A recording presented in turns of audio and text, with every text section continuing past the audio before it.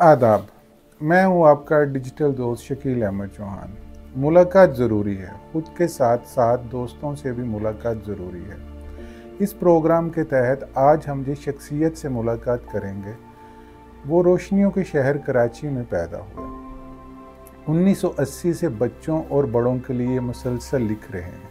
बच्चों के मैगज़ीन्स की बात करें तो बच्चों का इस्लाम, बच्चों का बाग, बच्चों की दुनिया, इकरा, साथी, रोशनी, ढेर सारे मैगज़ीन में से ये चंद ऐसे हैं जिनमें वो मुसलसल लिख रहे हैं। बच्चों के साथ साथ उन्होंने बड़ों का साथ भी खूब निभाया। दोशीज़ा, आंचल, मुसर्रत, सयारा, सस्पेंस डाइजेस्ट के साथ साथ जंग संडे मैगज़ीन और अखबार जहां के लिए भी लिखा। इतनी काविश भी न कर मेरी असीरी के लिए, तू कहीं मेरा गिरफ्तार न समझा जाए। आइए मुलाकात करते हैं, अपनी मिसाल आप जनाब काविश सदीकी साहब से। अस्सलाम वालेकुम सर। वालेकुम अस्सलाम। कैसे मिजाज हैं? अल्हम्दुलिल्लाह। सर 1980 से आप माशाल्लाह लिख रहे हैं, तो पहली कहानी कोई याद है? पहली कहानी कौन सी लिखी? सबसे पहली बात तो ये है कि हमारे डिजिटल दोस्त जो हैं शकील साहब, उन्होंने ये जो शुरू किया है सिलसिला मुलाकात का, ये एक तो दस्तावेज़ की सूरत में महफूज होता चला जाएगा। दूसरे ये कि डिजिटल दुनिया अब इतनी वसी हो गई है कि हम बड़ी तेज़ी के साथ एक दूसरे के साथ मिल सकते हैं, गुफ्तगू कर सकते हैं, अपने नज़रियात को आगे बढ़ा सकते हैं। तो इसके लिए बहरहाल आपको और आपकी टीम को मुबारकबाद सर। शुक्रिया।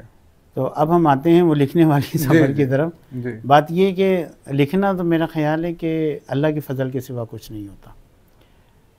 मुझे याद है कि हमारे एक दोस्त हैं हनीफ चौहान साहब, टीवी के लिए भी लिखते हैं। जी हाँ, टीवी के लिए लिखते हैं जी। वो थे रूप मैगज़ीन में। अच्छा। सुल्ताना महर निकाला करती थी। सही। तो जब उन्होंने उसकी एडिटरी संभाली तो उसमें मैंने पहली कहानी लिखी थी फ़नकार। वो 2 कॉलम की एक कहानी थी, तो वो मेरा वो पहली कहानी है जो मैंने बड़ों के लिए लिखी थी। उसके बाद फिर ये सिलसिला चलता रहा। मेरा ख्याल ये बात मैं आपसे जो कर रहा हूँ 1980 या 79 की होगी, बहुत इब्तिदा की बात है। ये नया नया निकला था रूप, उन दिनों की बात है। रूप के बाद फिर ये सिलसिला आगे जारी रहा। हाँ, वो फिर लिखते रहे। फिर मुख्तलिफ, जैसा आप खुद बता चुके हैं और आपने कहा भी, मुख्तलिफ डाइजेस्टों में लिखा, किताबें लिखी, और जो कुछ सफ़र का सिलसिला चलता रहा वो आपके सामने है। मैं कोशिश ये की कि अपने कलम से कोई ऐसी पिक्चर में पेश करूं जो लोगों को अच्छी लगे और लोग उस पिक्चर का हिस्सा बनना शुरू करें। राइटर का काम तबलीग नहीं है। ठीक। राइटर का काम ज़बरदस्ती की कहानी नहीं है कि जनाब माशरा ऐसा हो जाए ऐसा हो जाए। राइटर के पास अथॉरिटी नहीं होती। राइटर के पास सजेशन होता है। तो वो अपनी जो तहरीर है, उसकी जो पेंटिंग है, उसी में उन सारे एहसासात को समझ सकता है कि वो माशरे को देखना कैसा चाहता है। बस यही कोशिश रखी हमारी। अच्छा, फनकार के बाद जो कोई दूसरी कहानी याद हो क्या आपने, जो दूसरी कहानी लिखी है? फनकार के बाद मैंने लिखी थी कहानी, वो बहुत ज़्यादा मतलब पसंद की गई, और दोशीज़ा में लिखी थी। अच्छा, दोशीज़ा से आपका इतना पुराना ताल्लुक है? तकरीबन सन 80 से ताल्लुक। सन 80 से। सही। तो उसमें मैंने लिखी थी पहली कहानी साझे का दुख, मुझे याद है। अच्छा। तो वो बहुत पसंद की गई।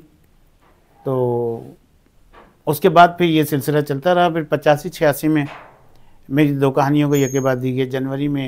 जनवरी सन दिसंबर 85 में या जुलाई में दोशीज़ा अवार्ड मिला। 85 में, फिर 86 या 87 की बात है, 2 अवार्ड मिले। फिर उसके बाद मैंने दोशीज़ा में लिखना बहुत कम कर दिया, टाइम नहीं मिलता था, वक्त का मसला था। तो फिर मैंने 2019 में लिखा दोशीज़ा में दोबारा से। हाँ, तो अच्छा। उसके बाद जब लिखा तो उस पर भी अवार्ड मिल गया। अच्छा। फिर उनका एक मैगज़ीन आता था बच्चों का रिसाला, ठीक है, उसमें लिखा मैंने। और उसमें मेरी नावल छपता था जो बहुत पसंद किया गया, अनोखे हंगामे। अच्छा। और बच्चों के लिए था। तो बैकवक्त बच्चों और बड़ों में ये सफ़र मुस्तकिल जारी रहा। सही। अच्छा, दोशीज़ा मतलब पहले शुरू किया अपने रूप से, फिर आए दोशीज़ा में, इसके दरमियान मतलब हमने जंप लगा लिया ना 1985 से 2019। नहीं, ये तो मैंने आपको एक मुख्तसर सा खुलासा बताया है ना। ठीक है। इस दौरान अखबारात भी चलते रहे, ठीक है। बच्चों के दीगर मैगजीन भी चलते रहे। ठीक है। अच्छा, आपको एक दिलचस्प बात बताऊं, मैंने दरसी किताबें, गाइड बुक्स भी लिखी हैं। वो मेरा सवाल है, वो मैंने उस तरफ आना था, लेकिन वो मैं जरा आऊँगा। पहले अपनी कहानियों की बात कर लें। पहले हम सबसे पहले बच्चों के अदब की बात ना की जाए। बिल्कुल। तो आपने जो बच्चों के लिए आपकी अब तक कितनी किताबें आ चुकी हैं? बच्चों के लिए मेरा ख्याल है कि मेरी कोई 18-20 किताबें आ चुकी। सर, क्योंकि हमारी गुफ्तगू ऐसे ही चलनी जैसे गपशप है, बिल्कुल। आप इस दौरान चाय पी सकते हैं बिल्कुल, आराम से, इजी होके। तो मतलब सवाल जवाब तो चलते हाँ, रहेंगे। तो चलेंगे। अच्छा, बच्चों के लिए माशाल्लाह आपकी 18 किताबें हैं। हाँ, 18-20 तो उसमें जहाँ तक मुझे याद पड़ता है, एक कुछ 6-7 जिल्द के ऊपर सरमद भी 2020 में आया, क्योंकि उस बुक फेयर में मैंने भी शिरकत की थी। अच्छा। और मेरे ख्याल में वो उस बुक फेयर में सबसे ज्यादा सेल होने वाला नावल है। हो सकता है मैं गलत हूँ, लेकिन जो मैंने देखा वो मैं बता रहा हूँ। देखिए, जो लोग ये कहते हैं ना कि पाकिस्तान में किताबें नहीं बिकती, ठीक है, या जो ये कहते हैं कि ये आखिरी सदी है किताबों की, जी जी, मेरा ख्याल है ऐसा नहीं है। देखिए, आप तो खुद एक बुनियादी तौर पर राइटर है ना। जी जी, आपकी जब एक के बाद दूसरी, दूसरी के बाद तीसरी किताबें आ रही हैं, तो कारी तो मौजूद है ना। आप वो किताबें रद्दी वालों के लिए तो नहीं लिख रहे, बिल्कुल आप अपने कारी के लिए लिख रहे हैं। सही। वो कारी आपका मौजूद है, वो आपका एक हल्का मौजूद है। अब होता ये है कि हम ये समझते हैं कि पाकिस्तान में शायद किताब नहीं बिकती, ऐसा बिल्कुल नहीं है। सही। और ये जो आप जिक्र कर रहे हैं ना, ये सरमद का मामला है जी, सरमद का मामला। सरमद का पहला जो हिस्सा था वो छपा था बच्चों के इस्लाम में, किश्तवाड़ छपा था। जी, किश्तवाड़ छपा। ठीक है। तो फ़हीम साहब कहने लगे कि ये मैं छापूंगा, आप इसे लिखें। मोहम्मद फ़हीम आलम की मोहम्मद फ़हीम आलम साहब, बच्चों का किताब, बच्चों का किताब है। वो कहने लगे इसको आप लिखें। अच्छा, वो सिलसिला इतना तवील हुआ, बच्चों के इस्लाम की पॉलिसी है वो 1 साल से ज़्यादा सिलसिलेवार कहानी नहीं छापते। ठीक है। तो एक तो मुख्तसर है, लेकिन उसकी इशाअत बहुत ज़्यादा। सही। तो एक तो फ़हीम साहब ये कह रहे थे कि एक तो देखें ये रिस्क है, क्योंकि जो चीज़ छप रही हो और उसके बाद वो रुक जाए उस जगह छपना, तो उसके बाद उसको किताबी सूरत में लाना और इतना तवक्को करना कि वो इतना बिक जाएगा, ये शायद एक रिस्क है। बहरहाल उन्होंने रिस्क लिया और अल्लाह ने फजल किया, तो अब तक उसके 7 हिस्से आ चुके हैं। 7 हिस्से हैं सरमद के, ठीक है, यानी 7 जिल्दें। 7 जिल्दें। तो ये पाकिस्तान में इसको एजाज़ ये हासिल है कि 2019 से आज तक इसके 8,500 सेट फ़रोख्त हो चुके, 8,500 सेट फ़रोख्त हो चुके। ठीक है। अच्छा, इसके अलावा बाकी किताबें अलग हैं जो दूसरे नावल हैं वो अलग हैं। ये एक सरमद का स्पेशल एक मतलब एजाज़ है। मैं ये खुदा का इस पर शुक्र अदा करता हूँ और अपने क़ारीन का शुक्रगुज़ार हूँ कि वो इसको पसंद करते हैं। नहीं, मैं तो क्योंकि इसका गवाह हूँ, मैं आंखों देखी बात कर रहा हूँ। मैंने बच्चों का जो रश था वो आपका इर्द गिर्द देखा, बच्चों के झुरमट में आप 5 दिन घिरे रहे, और इसमें मैं गवाह हूँ कि वो बहुत बेस्ट सेलर है वो नावल सरमद, जिसका नाम जी। सरमद के अलावा बच्चों के लिए आपने कौन से नावल लिखे? देखिए, बच्चों के अलावा सरमद के अलावा जी। मैंने जो लिखा, उसके बाद मैंने लिखा सरकार जी सल्लल्लाहु अलैहि वसल्लम जी, एक नावल आपका आया। हाँ जी, वो बहुत मकबूल हुआ। ठीक है।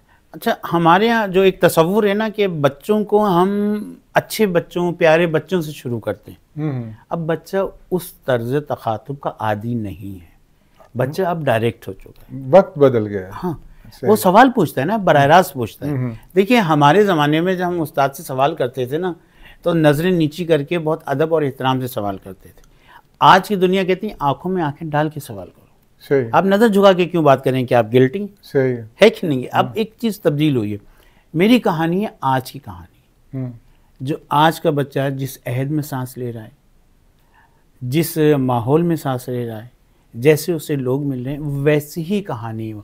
तो जब वो मेरी कहानी पढ़ता है या मेरा नावल पढ़ता है, तो उसे एहसास नहीं होता कि वो एक ऐसी फंटासी में है जो कि मौजूद ही नहीं।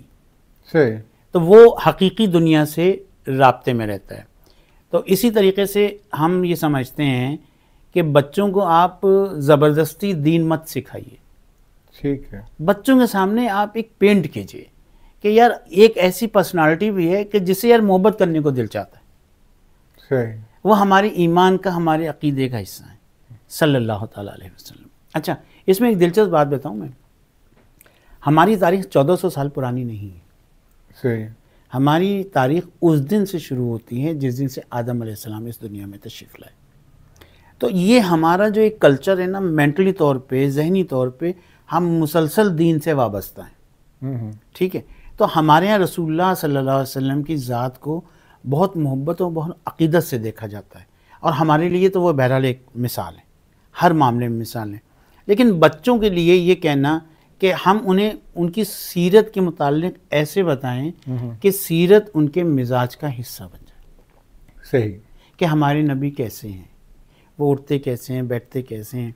तो सरकार जी सल्लल्लाहु अलैहि वसल्लम एक ऐसा नाविल है कि जिसमें एक माँ है, एक दादा हैं, और वो जब भी कोई बात होती है वो कहते हैं यार वो ऐसे थी, कौन था ऐसा। बच्चे में तजस्सुस डेवलप हो रहा है, उसका जहन जो है ना वो सोच रहा है कि यार ये ऐसे कौन है जिन्हें बहुत अच्छे लोग हैं। तब उसे एहसास होता है कि वो मेरे नबी सल्लल्लाहु अलैहि वसल्लम, वो उन्हें अपने अंदर उतारता है। सही। हम अगर हम देखें ना, बदकिस्मती मैं कहूँ कि हम सबसे ज़्यादा खैरात करने वाली कौमों में से। हाँ। हमारे पास सबसे ज़्यादा मसाजिद है, हमारे पास धड़ाधड़ उम्रे के लिए लोग जा रहे हैं, हज के लिए जा रहे हैं। क्या वजह है माशरा नहीं बदल रहा? सही। उसकी वजह यह है कि हम घर से नहीं बदल रहे। घर से नहीं बदल रहे। हाँ, आप घर से बदल जाइए, माशरा बदल जाए। सही। ये कैसे मुमकिन है कि उस्ताद मुझे ठीक करे? उस्ताद मुझे नहीं ठीक कर सकता, क्योंकि उस्ताद जो 4-5 घंटे मेरे साथ गुजारता है उसमें से सिर्फ 30 या 40 मिनट उसके होते हैं। 8 किताबें पढ़ता है बच्चा, 7 किताबें पढ़ता है बच्चा, तो आप उसके बाद टाइम कितना लेते हैं? तो अब ज़रूरी ये है कि हम बच्चे को जो माहौल देना चाह रहे हैं वो दें जिसके अंदर उसको दिलचस्पी महसूस हो। सही। अच्छा, सरकार जी के बाद, सरमद की बात हो गई, सरकार जी के ऊपर हम आ गए। सरकार जी के बाद बच्चों के लिए आपका अगला नावल? जुगनू। अच्छा, जुगनू। वो जुगनू रहा, एक मजदूर बच्चे की कहानी। ठीक है। अच्छा, इसके बाद, क्योंकि बात तो बहुत फिर लंबी हो जाएगी, मैं थोड़ा मुख्तसर करता हूँ। जी जी। जुगनू, उसके बाद फिर मैंने लिखा अल्लाह जी। हाँ, अल्लाह जी भी आपका नावल आया था। वो एक बच्ची के ऊपर है जो हिफ्ज़ करना चाहती। ठीक है। लेकिन हिफ्ज़ के लिए उसको इस तरह डेवलप किया जाता है कि मतलब उसके अंदर इतना शौक़ पैदा होता है, लेकिन फिर उसमें माशरे के कुछ किरदार आते हैं, वो एक तज़ादात डेवलप होते हैं, किस तरीके से एक बच्ची को हम। अच्छा, ये एक ऐसा नावल है बच्चों में जिसको आप चाइल्ड लेबर पे पहला नावल कह सकते हैं। इसके अंदर वो जो घर में बच्चे काम करते हैं, जिस तरह जुल्म, तशद्दुद और ज़्यादतियों का शिकार होते हैं, ये उसकी एक झलक है। सही। आए दिन कोई ना कोई वाक़या सुनने में आप देख रहे हैं। मतलब हमारे यहाँ तो ये, जब हम हाथ उठाते हैं ना तो हम हाथ रोक नहीं पाते। सही। यही हमारी सबसे बुनियादी खराबी। सही। क्यों? क्योंकि हमारी तशद्दुद आदत है, हमारी फितरत है तशद्दुद। उसकी वजह क्या है? घर में बच्चा माँ को पिटते देखता है, समझ रहे हैं आप, बाप से पिटता है, स्कूल में पिटता है, मौलवी से पिटता है। अब जब वो हर जगह मार देख रहा है तो उसको आदत है मार की। और इसकी सबसे बड़ी मिसाल आप देखिए, आपकी गाड़ी ख़राब हो जाए या गाड़ी ऑफ हो जाए, अब आप उसको CNG से पेट्रोल पे शिफ्ट करते हैं तो आपको 30 सेकंड से 1 मिनट चाहिए होता है। लेकिन अगर आप किसी भी सिग्नल पे रुक गए तो पीछे आप देखिए हारनों की एक लंबी आवाज़ें शुरू हो जाती। सही। हमारे पास वक्त नहीं है कि हम थोड़ा सा तहम्मुल करें। सही। तो इस वजह से हमारे यहाँ टेंशन्स क्रिएट होती, इसलिए हमारा माशरे से तशद्दुद नहीं ख़त्म होता।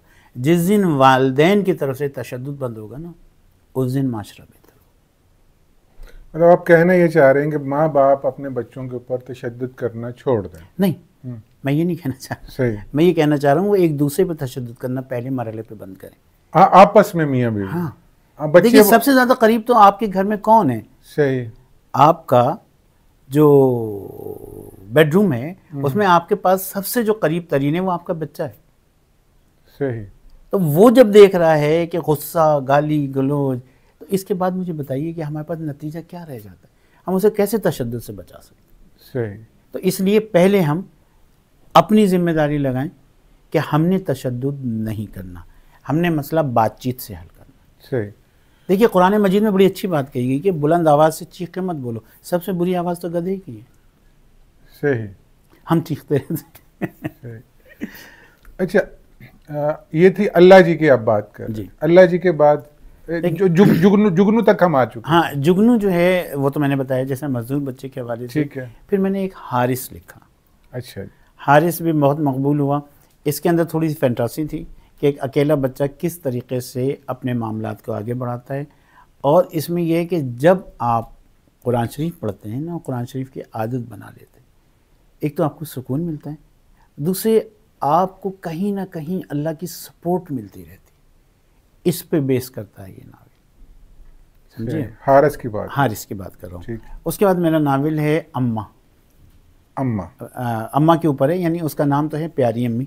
ठीक है। ये उन बच्चियों की कहानी है जो इस माशरे में अकेली रह जाती, माँ के गुजर जाने के बाद एक 15 साल की बच्ची अपनी 3 छोटी बहनों को किस तरीके से पालती है, किस तरीके से इस माशरे में रहती है, किस तरीके से लोग उसके साथ सलूक करते हैं, ये सब आपको तुम्हारी अम्मी में मिल जाए। सही। ये जो अब बच्चों के जो 6 नावल जिनका आपने अभी जिक्र किया, तो ये सारे बच्चों के किताब घर से शाया हुए हैं? जी। फ़हीम आलम साहब ने शाया किया। मेरे जो नावल हैं अखबार जहाँ में शाया हुए। आजकल वो चल रहा है जल परी अखबार जहाँ आज ज़्यादा भी उसमें छपा है, और बदलता चेहरा भी उसमें छपा है। सही। और मेरी साइंसी कहानियाँ भी उसमें छपी हैं।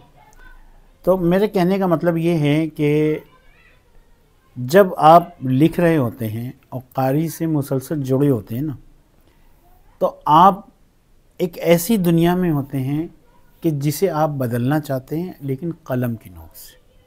तो मैंने कोशिश ये की कि जो भी लिखूं वो लिखूं कि जिसमें कोई ऐसी चीज़ हो कि जो बग़ैर किसी ज़बरदस्ती के पैगाम के आप उसे अपना लें। कहानी के ज़रिए मतलब बात की जाए, बिल्कुल, ना कि ऐसा लगे कि अलग से तबलीग की जाए। हाँ, देखिए मेरा एक नावल था ख्वाब गजीदा। ठीक है। उसकी बुनियाद ये है कि अगर आप चांद से बहू लेकर आते हैं अपने चांद से बेटे के लिए, तो ज़रूरी नहीं उनकी ज़िंदगी बहुत ही पुरसुकून गुजरे। हुस्न, खूबसूरती, मिसाली या कामयाब अज़दवाजी ज़िंदगी की बिल्कुल भी कुंजी नहीं है। ठीक। इसके लिए आपको अपने अंदर तहम्मुल और ठहराव पैदा करना पड़ता है। सही। हम ये समझते हैं कि 2 खूबसूरत लड़के लड़कियों की शादी हो जाए तो कामयाब होगी, ऐसा नहीं होता। लेकिन हमें अलहदगी में भी जब हम ये फ़ैसला कर लें कि हम नहीं इकट्ठा रह सकते, तब हमें उसे बावकार तरीक़े से उस अमल को मुकम्मल करना चाहिए जिसे इस्लाम तलाक़ के नाम से ताबीर करता है। इस नावल का बुनियादी कॉन्सेप्ट ही यही है कि यार हम बग़ैर एक दूसरे पे कीचड़ उछाले, बग़ैर कोर्टों में जाए, बग़ैर एक दूसरे को जलील किए भी तो अलहदगा हो सकते हैं, खुशदिली के साथ, वक़ार के साथ, एहतराम के साथ। ये इस नावल का मौजूद है। ये भी अखबार जहाँ में किस वर्ष आया हुआ? नहीं, ये जंग में छपता, जंग संडे मैगज़ीन। जी, ये जंग संडे मैगज़ीन में किस वर्ष आया हुआ? जंग के लिए लिख रहे हैं, अखबार जहाँ के लिए लिख रहे हैं, तो जियो के लिए क्यों नहीं लिख रहे आप? असल में एक ज़माना था जब एक अदाकार की सबसे बड़ी मंजिल फिल्म हुआ करती थी। ठीक है। ठीक है ना। इसी तरह एक राइटर की सबसे बड़ी मंजिल होती थी वो फिल्म लिखे। सही। अब फिल्म तो आपके यहाँ तो ख़त्म हो गई। सही, ये खत्म हो गया ना मामला। अब रह गया आपके पास डिजिटल मीडिया, जिसे आप टीवी कह रहे हैं। इसमें लोगों से राब्ते हुए हैं, बात हो रही है। असल में उसमें जो है ना मोमेंट बहुत ज़्यादा करना पड़ती है। मैं थोड़ा सा पुरसुकून टाइप का आदमी हूँ, तो बातचीत कर ली। 2-3 नावल हैं जिस पे मुख्तलिफ 2-3 टीवी चैनल जो हैं उसमें उसे ड्रामाई तश्कील देना चाह रहे हैं। इसमें मैं आपको एक अर्ज़ करूँ कि मेरा एक नावल है खानका।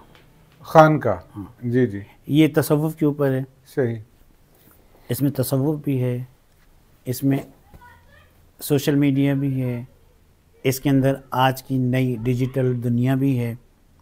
तो ये एक मतलब ऐसा ब्लेंड है जो लोगों को बहुत पसंद आए। तो इस पे बातचीत चल रही है, लोग मतलब चाह रहे हैं कि कुछ चैनल की इसको हम ड्रामाटाइज करें।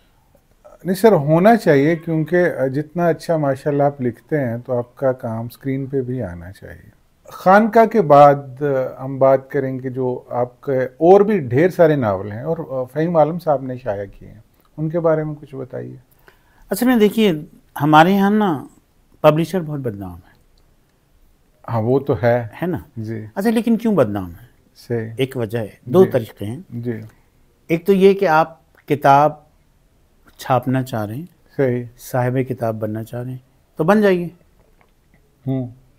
क्या आपने अपना कारी पैदा करने की कोशिश की? सही। मतलब हमारे यहाँ ये तरीक़ा हो गया है कि हम सोशल मीडिया पे 2-4 तहरीरें लिखते हैं, उसके बाद हम साहिब किताब बन जाते हैं और कहते हैं हमारी किताब जो है आपने छापी है। वो क्यों छापेगा आप? सही। जब आप सेल्फ पब्लिशिंग पे खुद आ गए, सही, तो वो क्यों छापेगा आपको? देखिए ना, हर आदमी आसानी चाहता है, सही, चाहे पब्लिशर हो चाहे राइटर। सही। तो अब अगर आपने अपना एक हलका बनाया है और आपके पीछे, मेरे पीछे 45 साल हैं, समझे? मैंने बच्चों के लिखा, मैंने बड़ों के लिए लिखा, मैंने दरसी किताबें लिखी, गाइड बुकें लिखी, मैंने 44 साल काम किया है। तो आज आप मेरा इंटरव्यू कर रहे हैं। 40 हदीस और 40 कहानियां भी आपका एक सिलसिला था, तो सीरतुन नबी के ऊपर सल्लल्लाहु अलैहि वसल्लम के ऊपर। तो मतलब ये तो मानना पड़ेगा कि मतलब आपका स्कोर बहुत ज़्यादा है और आप 44 साल से मुसलसल लिखते चले आ रहे हैं। आप ये कह रहे हैं कि आज का राइटर वो सब्र नहीं करता, उसे जल्दी है कि मैं फ़ौरन ही, मतलब कोई पब्लिशर मुझे उठा ले और मुझे मेरी किताबें भी शाया करना शुरू कर दे और वो बिकने भी लग जाए। अच्छा देखिए, आप माशाल्लाह खुद बुक फेयर में मौजूद हैं जी। आप किताब छाप सकते हैं, आप किताब सजा सकते हैं, आप राइटर को भी दस्तखतों के लिए बुला के बिठा सकते हैं, लेकिन आप कारी को मजबूर नहीं कर सकते वो किताब खरीदे। बिल्कुल ऐसे ही है ना? तो आखिर आपके पास वो तिलस्म होना चाहिए जिससे कारी आपके पास आए। जब कारी आपके पास आएगा ना, तो आपकी डिमांड बन जाएगी खुद ब खुद, फिर आप अपनी मर्जी से पैसे ले सकते हैं। आप कहना ये चाह रहे कि आपने अपना कारी पैदा करना है। बिल्कुल, उसके बगैर आपका सवाल ही पैदा नहीं होता कि आपकी किताबें बिकें, आप एक बड़े राइटर बने या मकबूल राइटर बने। सर मैं आपके साथ एक तजर्बा शेयर करना चाहूँगा अपना, कि किताब तो कुछ ना कुछ पैसे कारी दे के ख़रीदता है। मतलब अगर घर में नेट लगा हुआ है तो वो तो बिल तो किसी घर के जो अब्बा नहीं देना ना। तो बच्चे ज़बरदस्ती कोई चीज़ देखने को तैयार नहीं है अगर वो उनका उसमें इंटरेस्ट नहीं है। आप किसी को मजबूर नहीं कर सकते कि यार ये चीज़ है तो आप ये देखो। वही तो मैं अर्ज़ कर रहा हूँ आपसे जी, कि आप देखिए जितने बड़े आप, मैं ज़रा इसमें कुछ खुल के बात कर रहा हूँ। जी जी जी। देखिए ये जितने भी बड़े स्कूल हैं जी, उनकी बुनियादी चीज़ नर्सरी होती है। सही। ठीक है, जितने बड़े स्कूल अच्छे स्कूल हैं वो नर्सरी पे सबसे ज़्यादा तवज्जो देते हैं। उसके बाद वही बच्चे आगे बढ़ते चले जाते हैं, उन्हीं बच्चों से तारुफ बढ़ता चला जाता है। माचरे में कि स्कूल की वाह वाह हो जाती है, पंजाबी के अंदर बेजा बेजा हो जाती है। ठीक है ना? अच्छा, आप नर्सरी की तरफ क्यों नहीं आते भाई? भैया आप पहले नर्सरी की तरफ आएँ, आप पहले बच्चों के लिए लिखें, बच्चों के लिए लिखेंगे, बच्चे आपको जानेंगे, बच्चे के माँ बाप आपको जानेंगे, आपका भरोसा आपको मिलेगा वालिदैन की तरफ से। देखिए मैं आपको एक बात बताऊं जो मुझे बहुत अच्छी लगी। कराची बुक फेयर में जी, आपने देखा बुर्के वाली ख़वातीन आती हैं, वो किताब उठाती हैं और पूछती हैं इसमें क्या है। ऐसे, ठीक है ना? अगर वो कोई मजहबी किताब देखती हैं तो पूछती हैं किसने लिखी है, इसमें रेफरेंसेस हैं, इसमें हवाले हैं। तो इसका मतलब है वालिदैन कॉन्शियस होते हैं। अच्छा, जब वालिदैन कॉन्शियस हैं तो वो तो वही लेंगे ना जिसमें उनके बच्चों को और उन्हें एतबार होगा। ठीक है। यहाँ से आपकी एक कारी की दुनिया पैदा होना शुरू होती है। हमारे यहाँ लोग मतलब बुरा ना मनाएं, मतलब जो लोग कहते हैं जी आजकल बच्चों का अदब नहीं लिखा जा रहा, भाई आप पढ़ कब रहे हो? ठीक है। मैंने किसी बड़े कॉलमिस्ट को बच्चों की किताबें पढ़ते नहीं देखा। राय फौरन दे देते। राय आप दे रहे, मैं किसी का नाम नहीं लेना चाहता, एहतरामन मैं कह रहा हूँ। पहले आप आज की दुनिया को सर्च तो कर लें। जितनी खूबसूरत किताबें आज छप रही, जितना मयारी अदब बच्चों का आज छप रहा है उतना पहले कभी भी नहीं छपा। आप ज़रा लिस्ट उठाएं सही कि असमत चुग़तानी बच्चों के लिए कितना लिखा, चंद कहानी लिखी है, ठीक है। ऐसे आप सारे उठा लें, नदीम अहमद नदीम कासमी साहब को देख लें। सही। अच्छा, उसके बाद जब वो मकबूल हो गए तो उन्होंने कितना लिखा? सही। मतलब क्या आपके पोते नहीं हैं, क्या आपके नवासे नहीं हैं, क्या आपके भांजे भतीजे कोई नहीं है कि जिन्हें आप एक बड़ी किताब के साथ साथ उनसे बचपन का ताल्लुक भी कायम रखें? ये तो अजीब बात है कि आज काविश सिद्दीकी साहब लिख रहे हैं, शकील अहमद चौहान साहब लिख रहे हैं, तो क्योंकि हम छोटे थे तो हमने बच्चों के अखबारों में लिखा, अब तो हम बड़े हो गए तो हमारा बच्चों से क्या ताल्लुक? सही। जिस दिन आपने बच्चा बनना छोड़ दिया ना, आप देख लीजिए उस दिन से माशा बिगड़ गया। माशा कैसे बिगड़ा? सही। आप बच्चा बनना बंद हो गए, आपको ज़रूरत ही नहीं रही, आपने कहा हर काम जो बच्चे कर लेते हैं बड़े कर लेते हैं, और उसका नतीजा क्या निकला?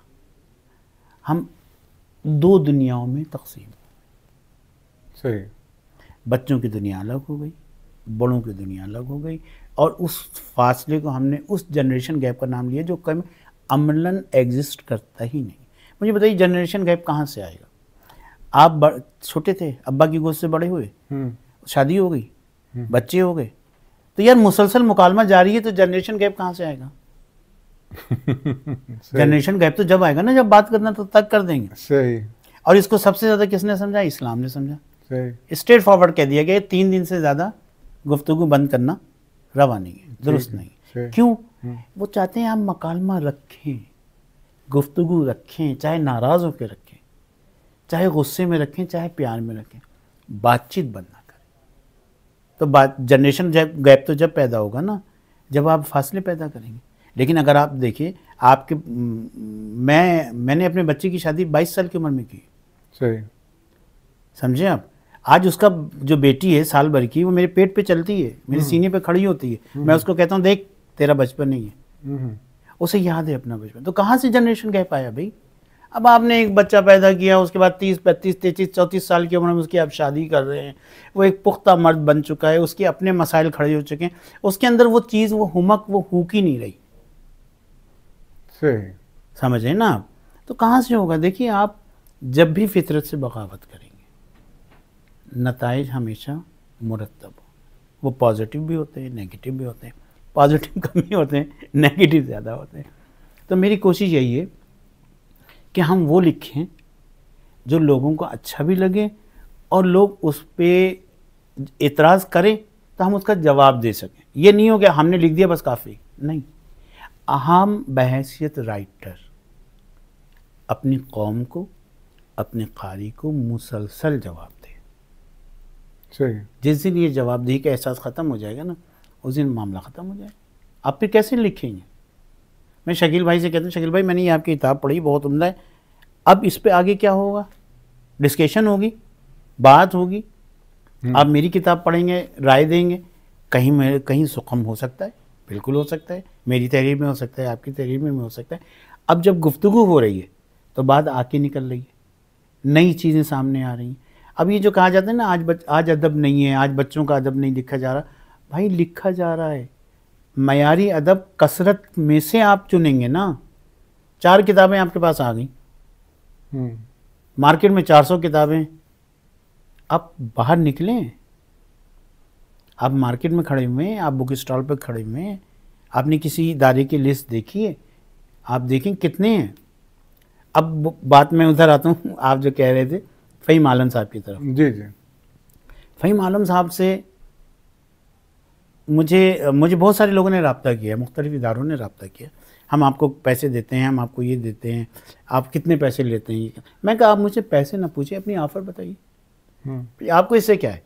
मैं अपना दही बेच रहा हूँ, अगर आपको ख़रीदना है तो आप अपने रेट लगा दीजिए। लेकिन मुझे फ़हीम से क्योंकि कोई शिकायत नहीं, मुझे कोई परेशानी नहीं है। तो मेरी आदत है कि मैं अपने पैसे कमाने के लिए ना, मैं कभी अपनी दोस्ती को, अपने ताल्लुक़ को कुर्बान नहीं कर सकता। फ़हीम साहब का जिक्र चल पड़ा, तो आपने फ़हीम साहब को एज ए पब्लिशर कैसा पाया? मैंने तो बता दिया। अच्छा। मतलब मुझे इसलिए कोई शिकायत नहीं है कि मुझे आज तक फ़हीम से ये नहीं कहना पड़ा यार मुझे पैसे चाहिए। ठीक है। इससे बढ़ के क्या हो सकता है? अच्छा सर, हमारा ये प्रोग्राम का नाम ही है मुलाकात ज़रूरी है। खुद से भी कभी मुलाकात करते हैं? अगर आप खुद से मुलाकात नहीं करते तो लिख नहीं सकते। ये आपने बड़ी अच्छी बात की। देखिए, अभी मैंने एक पोस्ट शेयर की है, नए किरदार की आमद। नए किरदार की आमद, हाँ, ठीक। ये सरमद के बाद दूसरा कैरेक्टर है। सही। इसके भी काफ़ी हिस्से होंगे। तो उसमें ना यही सब्जेक्ट है कि क्या आप उससे मिले हैं जो आपके अंदर आप जैसा रहता है। तो बाकी उसकी वजाहत यही है कि अगर आप अपना सामना नहीं कर सकते, खुद से मुकालमा नहीं कर सकते, तो मेरा ख्याल आप लिख नहीं सकते।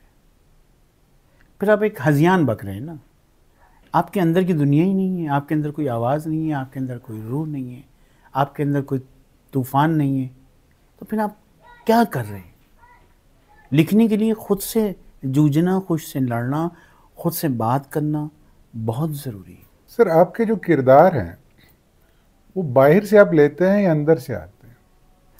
मैंने अब एक उसमें लिखा था कि मेरा ख्याल अल्लाह मियाँ जी, अल्लाह जी मेरा जो नाम है, उसमें मैं पहला जुमला ये कहानी उछल के सामने आ जाती है। कहानी उछल के सामने आ जाती मतलब आप इस दुनिया में रह रहे हैं ना, है। बहुत सारे लोग आपको मिल रहे हैं, लेकिन अगर आप समझते हैं कि या आप हसास होते हैं ना, एक आप ब्लॉटिंग पेपर होता है जिसे हम कहते हैं ना स्याही चूस कागज़, तो अदीब ऐसे ही होता है।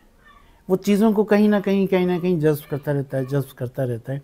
फिर कोई ऐसी चीज़ आ जाती है, कोई ऐसी सिचुएशन सामने आ जाती है, सूरत हाल आ जाती है कि जहाँ वो उसके अंदर जो कुछ पकड़ा होता है ना, वो एक तसलसल की सूरत में बाहर आने लगता है। मैं तो बगैर इसके नहीं लिख सकता जब तक कि मैं किसी चीज़ से मुतासिर ना हूँ और वो चीज़ मेरे अंदर को ना छेड़े, मैं कभी नहीं लिख सकता। दोशीज़ा में आपका एक अफसाना था बाज गश्त के नाम से, जी।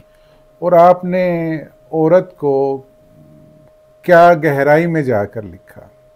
मेरा ख्याल उस पर आपको अवार्ड भी मिला था। जी। तो मर्दों ने क्या बिगाड़ा कि मतलब औरतों के ऊपर आपने इतना कुछ लिखा, मर्दों के ऊपर आपने कभी नहीं लिखा इस तरह से? देखिए, बात ये है कि औरत और मर्द ना इस माशरे की बुनियादी इकाई है। आप इन्हें अलग तो कर ही नहीं सकते एक दूसरे से। अब सिनफी तकसीम जो है ये तो नेचुरल है कुदरत की तरफ से। सही। लेकिन देखिए, आज भी आप देख लीजिए कि हम उसे घूरते हैं जो ख़ातून को बस में सीट नहीं देता। हम उस पर लानत मलामत करते हैं कि जो कतार में किसी औरत को अगर लाइन में लग रहा हो और उसे कह के नहीं जी मैं पहले से खड़ा हूँ। अच्छा, अगर एक औरत कह दे कि इसने मुझे छेड़ा है तो कोई तहकीक, कोई तस्दीक, कुछ नहीं। औरत की गवाही लोग कूड़ देते हैं पकड़ के। ठीक। सही। कभी आप सोचिए यार, इस माशरे में मर्द भी बहुत मजलूम है। आप कभी इस बात को मतलब एक मर्द होकर नहीं फील करते कि यार मैं कितना मजलूम हूँ इस दुनिया में? अच्छा, मज़े की बात क्या है, क्योंकि आप मर्द को अमूमन रोते हुए नहीं देखते। ये भी है, मर्द को दर्द नहीं होता। हाँ, हालांकि मर्द हो के तुम रो रहे हो। हाँ, हालांकि उसे हमेशा दर्द होता है। अगर उसे दर्द ना हो ना, सही। तो यार वो औलाद के लिए सड़क पे पत्थर ना कूटे, वो तंदूर में रोटी ना लगाए, वो 2.5 मन की बोरियां उठा के ना दिन के 50 चक्कर ना करें। आप भट्टे पे देखिए, बिल्डिंगों पे देखिए, जो मजदूर यानी 14 21 ईंटें उठा के सर पे जा रहे होते हैं। सही। कभी आपने देखा? वो एक छोटा सा तख्त, एक साफा होता है, उसके ऊपर एक छोटा सा तख्ता होता है, उस तख्ते के ऊपर वो 1 2 3 करके ईंटें लगाते चले जाते हैं। उसके बाद मैंने खुद गिनी, एक लाइन में यूँ समझें कि 7 ईंटें होती, 21 ईंटें, और वो धड़ाधड़ सीढ़ियाँ चढ़ रहा होता है। किसके लिए चढ़ रहा होता है? बीवी बच्चों के लिए, बीवी के लिए, बच्चों के लिए। बड़े से बड़ा मर्द जो है ना, जब दफ्तर में मातहत की सूरत में होता है, जब दफ्तर में क्लर्क की सूरत होता है, कितनी झाड़ें खाता है? किसी ने पूछा? एक दफ्तर में 50 मर्द और 3 ख़वातीन हैं, 5 ख़वातीन हैं, तो सबसे ज़्यादा अहमियत उन ख़वातीन को मिल रही होती है। और ख़वातीन शिकायत क्या कर रही होती? हमें बहुत हमारे मसाइल हैं, बहुत हमारी परेशानी है। या तो आप मर्दों की बराबरी का दावा मत कीजिए, और अगर कीजिए तो माशरे की जो अनारकी और जो हैयत है ना, उसके मुताबिक अपने आप को खड़ा रखिए। ये नहीं मैं कह रहा कि औरत के साथ जुल्म नहीं होता, औरत के साथ मसाइल नहीं है, बहुत मसाइल हैं, लेकिन इन मसाइल की दुनिया में एक हिस्सा मर्द भी तो है। मतलब आप ये देखिए कि खानगी झगड़े जो होते हैं उसकी बुनियादी वजह माशी मसाइल। मैं इस बात को मानता हूँ, मैं कहता हूँ कि यार एक औरत इसलिए टेंस होती है कि उसे 3 मरतबा तो आटे के कनस्तर में झाँकना पड़ता है, नाश्ते के वक्त, दोपहर के खाने के वक्त, रात के खाने के वक्त। उसका टेंस होना वजह है क्योंकि वो कहेगी तो उसी शख्स से ना जो उसका शौहर होगा, उसके बच्चों का बाप होगा, उसी से कहेगी ना। लेकिन आप ये बताइए कि वो शख्स क्या करे जिससे माँ भी ख्वाहिश कर रही है, जिससे बाप भी ख्वाहिश कर रहा है, जिससे बेटा भी ख्वाहिश कर रहा है, जिससे बेटी भी ख्वाहिश कर रही है। तो 4 से 6 अफराद की तमाम उम्मीदों का मरकज़ उस घर का एक कमाने वाला होता है। कभी उसकी कैफियत को भी तो समझे ना। तो मैंने जैसे अर्ज़ किया, हम इंतहा पसंदी पे चले जाते हैं, हम गुस्से में चले जाते हैं, हम कहते हैं नहीं नहीं। एक वाक़या हुआ, हमने पूरे माशरे को उसमें लगेत दिया। एक वाक़या हो गया, हमने पूरे माशरे को बिल्कुल माइनस पॉइंट दे दिया। यहाँ लोग हैं, अच्छे भी हैं, बुरे भी हैं। हर माशरा इन्हीं अच्छे और बुरों की बुनियादी इकाइयों से तश्कील पाता है। अगर आप बिल्कुल अच्छा चाहें तो यार खुदा से ज़्यादा तो कोई भी अहम नहीं है ना। वो चाहता पूरी दुनिया बहुत अच्छी हो जाती, सारी दुनिया मुसलमान हो जाती, सारी दुनिया कलमा गो हो जाती, सारी दुनिया नेक शरीफ हो जाती, तो फिर वैरायटी कहाँ रहती। इरादे के इख्तियार वैरायटी का मज़हर है। अगर उसने इख्तियार आपको दिया है तभी तो वैरायटी पैदा हुई है ना, वरना फ़रिश्तों के लिए क्या मसला था। उसके लिए फ़रिश्ते बहुत हैं, इतने हैं कि मतलब जो आज बैतुल मामूर का तवाफ़ कर रहे हैं, या जो आज नीचे आके खाने काबा का तवाफ़ करते हैं, जो सरकार के रोज़े पे तशरीफ़ ला के हाजिर होकर दरूद व सलाम कर पेश करते हैं, लोग कहते हैं कि उनकी बारी तो क़यामत तक नहीं आनी। इतनी तादाद है फ़रिश्तों की, तो उसे तो इबादत के लिए ज़रूरत ही नहीं थी, उसे रोबोट की ज़रूरत नहीं है, उसे इंसानों की ज़रूरत थी। इंसानों की ज़रूरत है, उसने इस कायनात को इंसानों के लिए बनाया। तो यार वैरायटी तो आएगी ना, हमें इस वैरायटी के साथ जीना। दुनिया के महज़ब से महज़ब माशरे में क्या क्राइम नहीं होते हैं, लेकिन वो क्या करते हैं, वो जब कोई क्राइम होता है तो उसकी वजूहात की तलाश करते हैं। हम इदारों को निशाना बना लेते हैं, हम फ़र्द की नफ्सियाती कैफियत को नहीं समझते। मुझे एक बात बताइए, बहुत मशहूर केस हुआ था इकबाल वाला, वो जो नहीं था जिसने 100 बच्चों का कत्ल किया था जी। मुझे बताइए आज तक किस यूनिवर्सिटी ने उसका नफ्सियाती जायज़ा लिया? कितने लोगों ने? जवेद इकबाल की बात करें, उस पर फिल्म भी बनी थी, ठीक है ना। क्या फिल्म बनाने से मसला हल हो गया? मसला तो हल जब होना था जब हमने देखते उसकी वजूहात क्या थी। फिल्म तो बैन हो गई थी, फिल्म तो लगी भी नहीं। मतलब बनाई आपने एक किसी भी हवाले से ना, लेकिन क्या यूनिवर्सिटी पे उस पर कोई काम हुआ? यार ये बहुत बड़ा क्राइम था, माशरे से हिल गया। हमने क्या किया? हमने उसकी नफ्सियाती अवामिल को परखा, हमने उन बच्चों की फैमिलियों से रब्ता किया, उनको डिस्कस किया, उनके मसाइल को डिस्कस किया। आखिर एक घर में 100 बच्चों की लाशें कैसे आ सकती हैं, किस तरीके से ये सारे मामलात हुए, इस पर हमारा कहीं कुछ नहीं, कहीं यूनिवर्सिटी ने थीसिस नहीं लिखा, कहीं लोगों ने इस पर रिसर्च नहीं की। हम किसी क्राइम की बुनियाद को समझने के लिए तैयारी ही नहीं है। बस हो जाता है, हो गया जी, हो गया जी, गलत है जी, गलत है, सब ने शोर मचाया, अल्लाह अल्लाह खैर सल्ला। उसके बाद क्या हमने रिसर्च की कि यार मस्जिदों में, मदरसों में, यूनिवर्सिटीज़ में जो कुछ होता है असातिज़ा के साथ, जो कुछ होता है तालिब इल्मों के साथ, क्या हमने उसकी कोई साइंटिफिक रीजंस डेवलप किए? हमने नहीं किए। उसका नतीजा क्या हुआ? अपनी अपनी सतह पे दोनों मजलूमियत की इंतहा को पहुँचे। उसके बाद देखिए ना, इसका सबसे आसान इंस्टीट्यूशन अगर आप देखना चाहते हैं ना, तो सास बहू का मामला है। वो अपनी महरूमी के बदले अपनी नहीं आने वाली बहू से ले रही होती, जो कुछ उस पर गुजर रहा होता है वो उससे अगली पीढ़ी पे चला जाता है। मतलब कभी कथारसिस नहीं होता कि अगर कुछ गलत था तो क्या उसे मुसलसल गलत रहना चाहिए, क्या उसे सही नहीं होना चाहिए? तो हम अपनी हद तक क्यों ना सही करें? जब फ़र्द ठीक होगा माशा खुद ब खुद ठीक होने लगेगा। लेकिन उसके लिए फ़ज़ा बनाने की ज़रूरत है। जैसे हम क्राइम के लिए फ़ज़ा बनाते हैं ना, क्या फ़ज़ा बन रही है? आप देखें, एक ज़माना था कि मतलब जब खबर छपती थी फ़लाँ जगह चाकू निकल आए, लाठियाँ चल गई, तो लोग कहते थे यार कितना बड़ा झगड़ा हो गया। अब हम आदी हो गए, यार फ़लाँ जगह इतने मर गए, फ़लाँ जगह इतने मर गए, फ़लाँ जगह इतने मर गए। मतलब अब मौत मैटर नहीं करती, अब तादाद मैटर करने लगी। अरे 2 मरे, कोई मसला नहीं है यार, वो बड़ा धमाका, कितने मरे, वो 30-40 बंदे मर गए, ओहो, बस ये हो गए। क्यों? हमने चीज़ों को समझने की कैफियत को छोड़ दिया। हम वजूहात को नहीं ढूंढते, हम दरख्त से मुर्दा पत्ते झाड़ देते हैं और समझते हैं दरख्त बिल्कुल ठीक है, इसमें कोई दीमक नहीं लगी हुई, इसका पानी कोई ख़राब नहीं है, इसके अंदर कोई सेमत और नहीं, फिर हम कीड़े लगे हुए फल इस्तेमाल करते हैं। आप ज़रा सोचिए, एक फल पे मुझे एक लतीफ़ा नुमा एक हकीकत याद आई।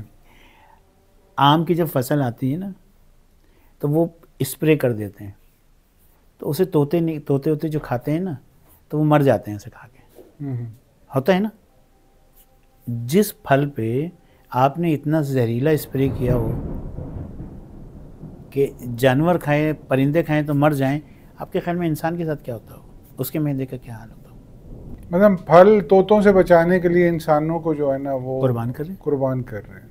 मतलब आप ये देखिए ना, हम कर क्या रहे हैं यार।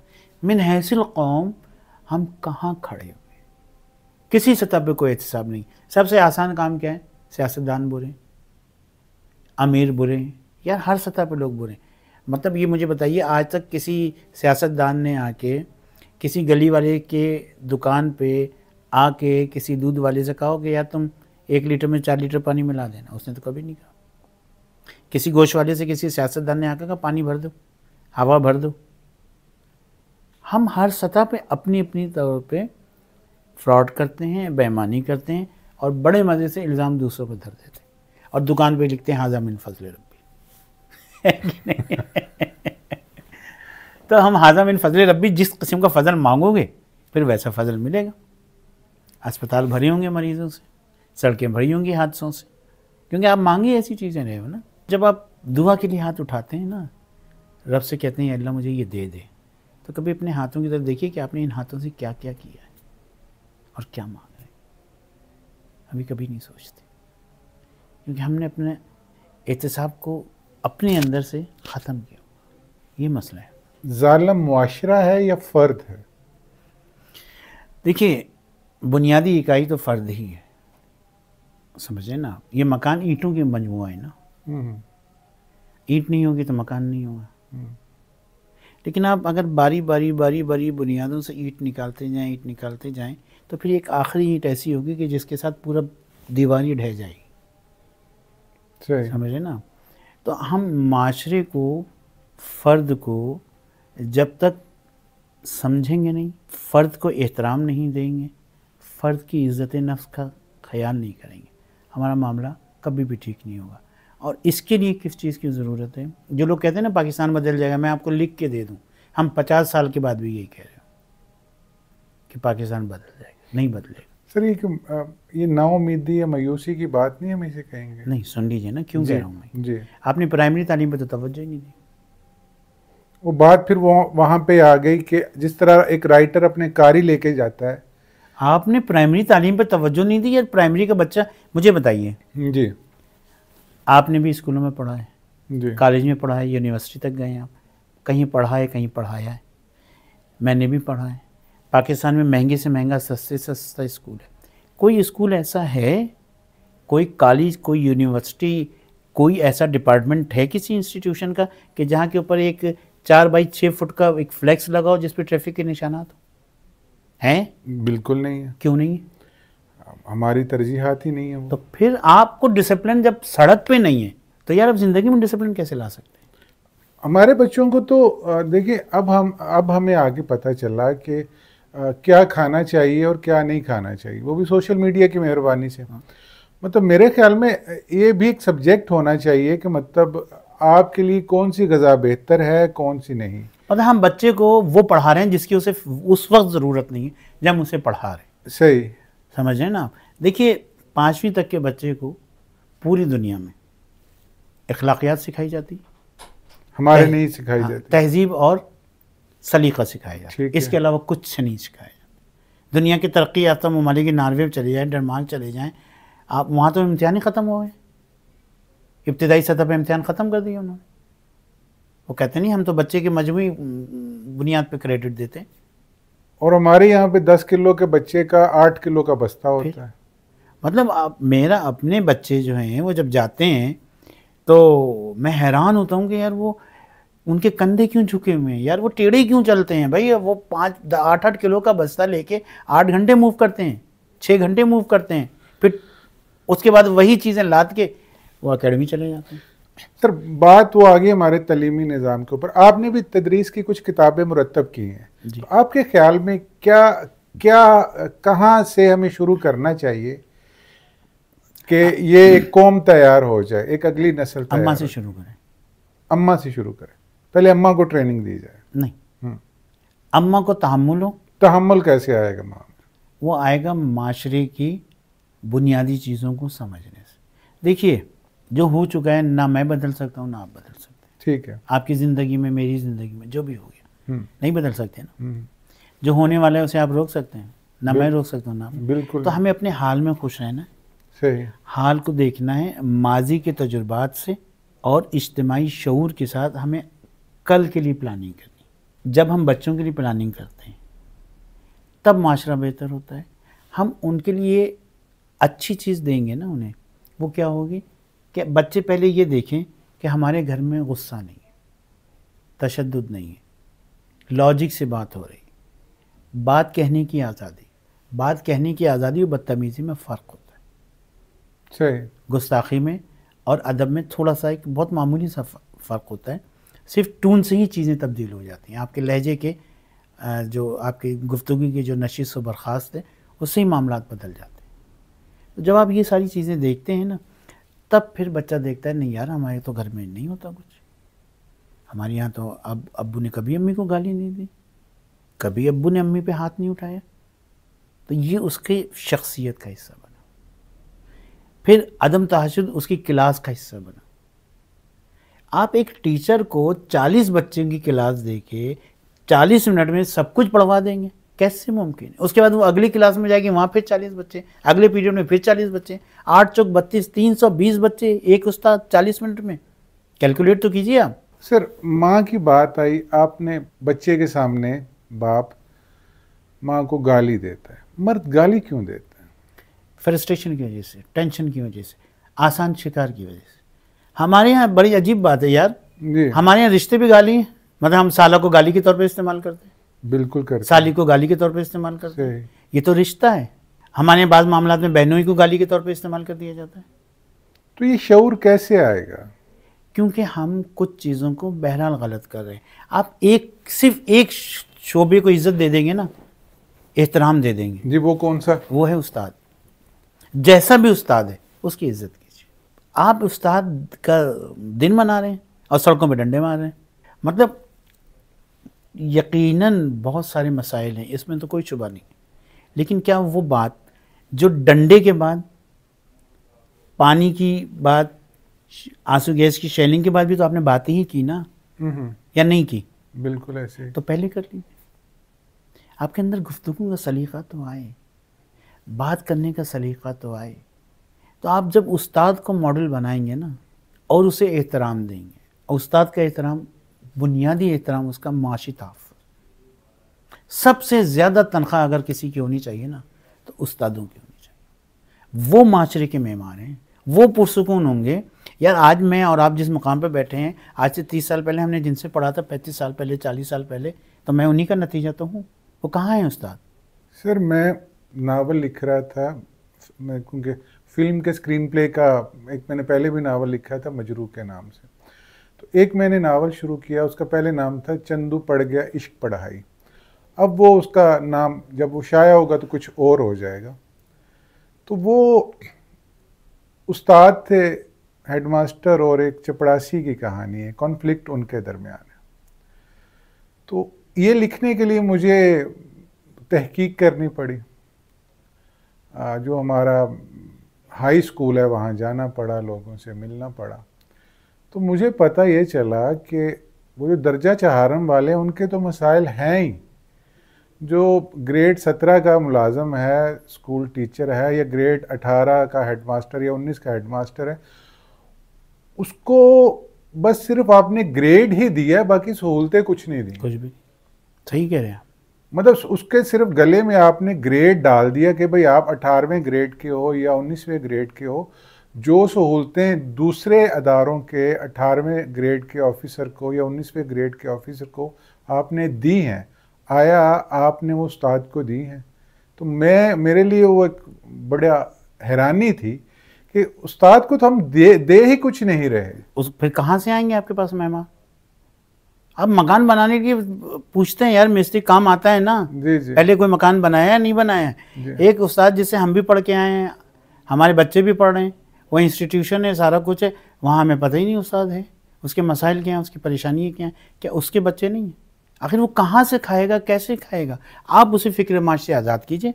आप यकीन कीजिए, जिस दिन आपने उस्ताद की तनख्वाह कम से कम 1 लाख कर दी ना, कम से कम 1 लाख तनख्वाह, ये आपकी एकेडमीज बंद हो जाएंगी। समझ रहे हैं आप? ये प्राइवेट जो एक हमने इंडस्ट्री बना दी प्राइवेट स्कूल्स की। हाँ, क्यों? इसीलिए ना कि पैसे चाहिए भाई। अगर मेरा बच्चा गाड़ी में घूम रहा है तो उस्ताद का बच्चा साइकिल पे क्यों घूमे? आप लोग चीज़ों को आसान कीजिए। आप क्यों मकान बना के दे रहे हैं यार, 5 मरले 3 मरले के? आप 20-20 मंजिला बिल्डिंगें बनाइए, 50-50 फ्लैट के ब्लॉक बनाइए, 100-100 फ्लैट से ब्लॉक बनाइए। आप उस्तादों को सबसे पहले दीजिए, उनको छत मिल गई, उन्हें सुकून मिल गया। आप मतलब किसी चीज़ को उसके तनाजुर में सही तरीके से तो कीजिए। हमारे यहाँ बस बेतहाशा आबादी बढ़ रही है, हम रो रहे हैं। हालांकि सबसे ज़्यादा फ़ायदेमंद आपकी बढ़ती हुई आबादी जो है, आप उसको काम पे लगाइए। आप लगा ही नहीं रहे, आप प्लानिंग ही नहीं कर रहे। मतलब आप ये देखें, ज़रा यूनिवर्सिटी का जो ग्रेजुएट बाहर निकलता है ना यार, उसे नहीं पता ट्रैक्टर क्या होता है। हाँ, नहीं पता। तो फिर क्या फ़ायदा इस ज़रा यूनिवर्सिटी का? मुझे एक बात बताइए, बिल आखिर ज़रा यूनिवर्सिटी का ताल्लुक़ खेत से जुड़ता है, तो आप उसे बुनियादी चीज़ें तो बताइए, बुनियादी चीज़ें तो सिखाइए। कुछ भी नहीं। यही हाल हमारे मौलाना का है। सही। हमारी मस्जिद जो है यार, सबसे ज़्यादा टफ तो ड्यूटी मौज़िन की है, मौलवी साहब की। 5 वक्त मुसलसल उन्होंने नमाज़ पढ़ानी, 5 वक्त मुसलसल उन्होंने अज़ान देनी। कोई ग्रेजुएटी नहीं, कोई छुट्टी नहीं, कोई फ़ंड नहीं, तो चीटिंग नहीं करेगा? उसकी ज़रूरतें नहीं है सर। आज भी फिर वो बात आ गई कहानी की। हम तो कहानी के ज़रिए ही बात कर सकते हैं ना, तबलीग तो नहीं कर सकते। 2015 में मेरा एक अफसाना आया था, मौलवी इस्लामों का कच्चा कोठा। ज़ाहिर कहीं ना कहीं से आप इंस्पिरेशन लेते हो, तो मैंने एक किरदार देखा था मौलवी इस्लामों जैसा।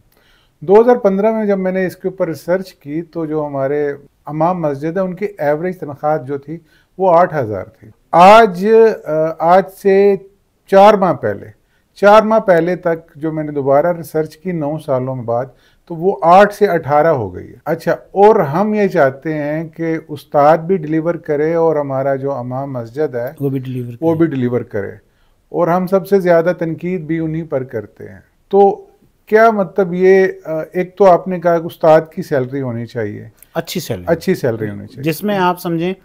देखिए, उसका बहुत आसान फार्मूला है। देखिए, हम बड़ी दीन की बातें करते हैं, हम अमल कुछ नहीं करते। हम सिर्फ दीन जो है ना, वो बातें बनाते हैं। देखिए, बहुत आसान सी बात कि सैयदना अबू बकर सिद्दीक़ रज़ियल्लाहु ताला अन्हु ने कहा कि भाई आप मीठा खाने को जी चाह रहा है? कभी तो नहीं। फिर कुछ दिन बाद मीठा बन गया। कैसे बना? कि नहीं, वो जो रोज़ हमारा जो उसमें से है वो थोड़ा थोड़ा बचा लेती थी, तो मैंने मीठा बना लिया। अच्छा, इसका मतलब इससे कम में हमारा गुजारा हो सकता है। सही। उन्होंने हमें पैसे कम कर दिए। तो पूछा आपकी तनख्वाह कितनी होनी चाहिए? जितनी मदीने के आम मजदूर की तनख्वाह। अगर उसका गुजारा उतने पैसों में हो सकता है तो मेरा भी हो सकता है। नतीजा ये है कि आप ये देखिए, मईशत जब भी तरक्की करती है कि जब माशरे के बड़े तबके, अशराफिया, छोटे तबके की ज़रूरियात से जुड़े होते। अगर आप उससे जुड़े नहीं हैं तो आप उन चीज़ों को समझ नहीं पाएंगे। सर, आपने माँ की बात की, उस्ताद की बात की, इमाम मस्जिद की बात होगी, इनके मसाइल हैं। उस्ताद की बात और इमाम मस्जिद की बात तो आपने कर दी। माँ की तरबियत कैसे की जाए? देखिए, माँ की तरबियत होती ही कैसे? ये तो एक मुस्तकिल इंस्टीट्यूशन है जो चला आ रहा है, सदियों से चला आ रहा है। ठीक है। उसके अंदर मर्द की जिम्मेदारी क्या है कि वो घर को मुआशी एतबार से पुरसुकून रखे। जब माशी एतबार से कोई भी घर पुरसुकून होगा तो वहाँ लड़ाई झगड़े कम से कम होंगे। फिर हमारे यहाँ एक नई चीज़ क्या शुरू हो गई है कि हम शादी होते ही हमारी कोशिश होती है कि किसी न किसी सूरत हम अलग हो जाए। हम 1 यूनिट फैमिली की तरफ जा रहे हैं। उसका नतीजा क्या हुआ है कि हमारे अंदर क़ुव्वत बर्दाश्त कम हो रही, क्योंकि हम एक मिक्स माशरे में नहीं रह रहे, मिक्स घर में नहीं रह रहे। हम फूफा फुप्पी, दादा दादी, जेठ जेठानी, देवरानी, इन सारे रिश्तों से परे हो गए। हमने शादी की, थोड़ा सा मामला ख़राब हुआ, हम लेके अलग हो गए। हम लेके अलग हो गए, उसके बाद जो कुछ गुजर रही हमारे पर गुजर रही, हमारी अपनी तरबियत के लिए कोई नहीं है। तो हमने जो अपने बड़ों को, जो बुज़ुर्गों को अपनी लाइफ से कम करना शुरू कर दिया ना, इसकी वजह से बहुत सारे मसले पैदा हुए। देखिए, आप और हम आज तक अपने बाप से ऊंची आवाज़ में बात नहीं कर सकते। सही। क्यों? हमारी ट्रेनिंग नहीं है। अगर हम ज़रा भी ऊंची आवाज़ में बोलते, पीछे से डांट पड़ती थी, किस लहजे में बात कर रहे। वो दादी भी होती थी, वो अम्मा भी होती थी, वो बड़े अब्बा भी होते थे। भाई से आप गलत तरीके से, गलत टून में बात करें, फ़ौरन आती थी ना आवाज़। अब जब आप अलग आइसोलेट रह रहे हैं तो कौन आपको टोकेगा? चीज़ें बढ़ती चली जाएंगी। सर, पिछले चंद सालों में, ऐसा मेरा ख्याल है, अगर मैं गलत हूँ तो मेरी भी रहनुमाई कर दीजिएगा, मुझे ऐसा लग रहा है कि औरत और मर्द एक दूसरे के साथी थे, लेकिन अब कुछ मीडिया की वजह से या सोशल मीडिया की वजह से उस जो साथी थे उनको हरीफ बना के एक दूसरे के सामने खड़ा किया जा रहा है। देखिए, इसमें आपने बहुत अच्छी बात की, ये हकीकत है, इसमें कोई शुबा नहीं है। बल्कि मैं तो इसको यूँ कहता हूँ कि अब ये साथी नहीं रहे हैं, ये कारकुन हरीफ हो गए। कारकुन हरीफ हो गए। मतलब मैं इतने कमा रही हूँ, तुम कितने कमा रहे हो, तुम कितना कमा रहे हो, देखो तुम बच्चों को लेके आए हो, आज मैं लेके जाऊँगी। तुम बच्चों की मीटिंग में क्यों नहीं गए? मैं नहीं जा सकती, मेरा यहाँ है, मेरा वहाँ। नतीजा क्या हुआ कि घर की जो बड़ी की कैफियत थी ना, वो ख़त्म हो गई। एज ए कारकुन आप अपने आप को डील कर रहे हैं। जब कारकुन आप चलेंगे, देखिए सनती माशरे के कुछ अलमिये भी समझें। उसमें से एक ये कि आप मशीन बनते हो, आप बेहतर ज़िंदगी के लिए मशीन बनते हो। लेकिन इसके बावजूद अगर आप इस मामले में चाइना और जापान की मिसाल देख लीजिए, क्या वो सनती माशरे नहीं है? लेकिन वहाँ बड़ों का कितना अदब है, कितनी तहज़ीब है। ये तहज़ीब हमारी भी थी। और आज भी बाज़ जगह, बाज़ घर, बाज़ मामलात ऐसे हैं जहाँ आप जाते हैं तो आपकी तबीयत खुश हो जाती है। नरमी, मोहब्बत, गुफ्तगू का अंदाज़, आपको ऐसा लगता है कि जैसे आप बहुत देर के बावजूद, बहुत दूरी के बावजूद अपनों में आ गए। ये बड़ी ज़रूरी चीज़ है कि हम हरीफ समझना छोड़ दें। हरीफ हम समझते कब हैं? जब दौड़ शुरू हो जाती, आसाइशों की दौड़ शुरू हो जाती। हम कहते नहीं हम कमाएं, आपका हक़ है, आप कमाएं। मैं तो अक्सर पूछता हूँ लोगों से, आपको पता है ज़कात क्यों फ़र्ज़ की गई है? नहीं जी, फ़लाँ के लिए, फ़लाँ के लिए, फ़लाँ के लिए। और भाई मेरे, ज़कात कमाने के लिए फ़र्ज़ की गई है, वरना दोगे कहाँ से ज़कात? आप कभी इस फ़लसफ़े को देखें ना। सही। क्या ये ज़रूरी नहीं है कि आप कमाएं तभी तो ज़कात देंगे? अगर आप कमा नहीं रहे तो ज़कात कैसे देंगे? है कि नहीं है? सही। तो यही बुनियादी चीज़ है कि आप माशरे के जो नमक है, जो हमारे बुज़ुर्ग हैं, जो हमारे कल्चर है, हम उसे डेवलप करें, उसे हम पेंट की सूरत में लेकर आएँ, हम उसको पिक्चर की सूरत में सामने लेकर आएँ। एक अच्छी पेंटिंग आपको मुतासिर करती है। जो चीज़ आपको मुतासिर करती है, चाहे वो किसी भी मुसव्विर की बनी हुई हो, आप उसे अपनी मर्ज़ी की कीमत पर ख़रीदते हैं। क्यों ख़रीदते हैं? आपको उससे एक आसूदगी मिलती है, यार मैंने ये चीज़ ली है। वो कहीं ना कहीं आपकी किसी कमी को पूरा कर रही होती है। यही माशरे होते हैं कि माशरे में जो अच्छे लोग होते हैं, हमारे बुज़ुर्ग होते हैं, हमारे बड़े होते हैं, जब आप उन्हें इज़्ज़त और एहतराम के साथ लेकर आते हैं, उन्हें रखते हैं, तो फिर बच्चे कहते हैं ये दादा हैं, ये दादी हैं, ये नाना है, ये नानी है, हमें मिलना है, हमें चलना है। लेकिन हमने क्या किया है? हम अलग होना शुरू हो गए। वही आप वाली बात कि अब हम बहैसियत एक हरीफ के आ गए, एक कारकुन है हम।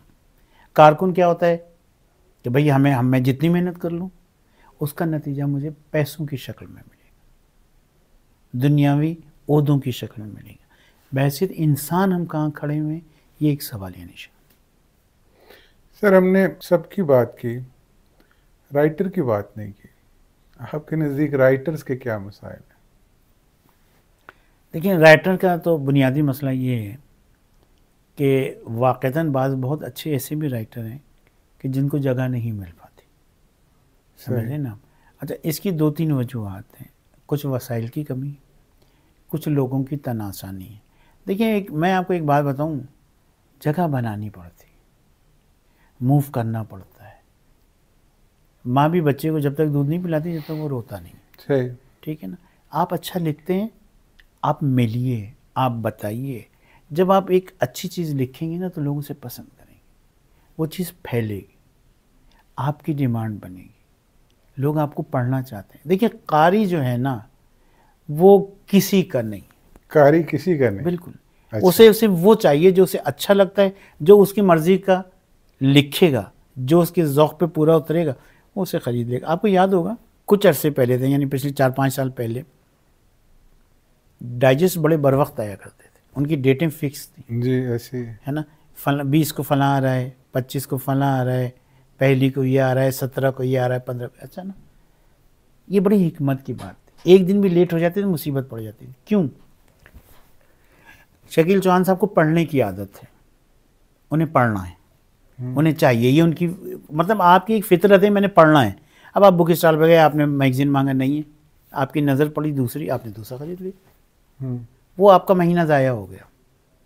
अब आपकी मर्ज़ी है, जब दोबारा आप उस बुक स्टॉल पे आएंगे उस तारीख को, अगर वो फिर मैगज़ीन लेट हो गया, फिर उसका एक कारी माइनस हो गया। तो एक तो आपको मुसलसल लिखना है, वो लिखना है जो आपकी आज की माशरे की और आपके दरमियान का एक गैप को फिल करे, तब आप आगे बढ़ो।